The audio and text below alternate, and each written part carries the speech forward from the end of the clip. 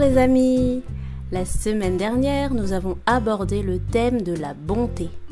Nous avons appris que la bonté, c'est une qualité qui nous pousse à être généreux et aimables envers les autres. Et aujourd'hui, nous allons aller encore plus loin et parler de la bienveillance. La bienveillance, c'est une qualité qui ressemble beaucoup à la bonté, mais elle va plus loin. Être bienveillant, ce n'est pas seulement être gentil. Être bienveillant, c'est vraiment se soucier du bien-être des autres et agir en conséquence.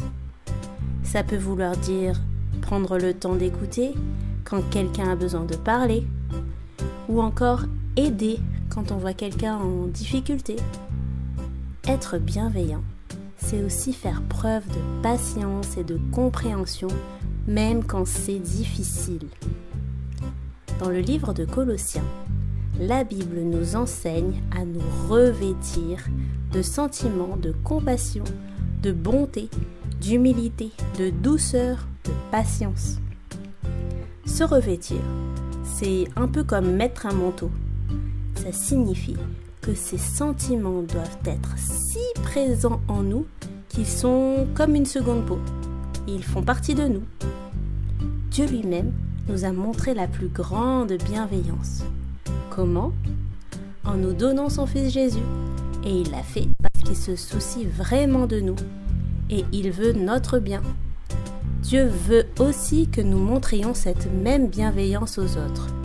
Alors, cette semaine, nous pouvons essayer de chercher des façons de montrer de la bienveillance aux personnes autour de nous.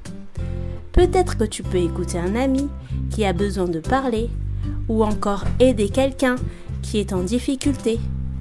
Quand tu vois quelqu'un qui est difficile à aimer, tu peux essayer d'être patient et de le comprendre. La bienveillance n'est franchement pas facile, mais elle fait partie du fruit de l'esprit qui grandit et qui témoigne aussi de l'amour de Dieu pour le monde. Bible en famille, c'est fini pour aujourd'hui. Retrouvez les références de cet épisode sur notre site biblenfamille.com et découvrez également d'autres ressources pour petits et grands. Merci de votre écoute. N'oubliez pas de vous abonner et de partager ce contenu s'il vous a plu.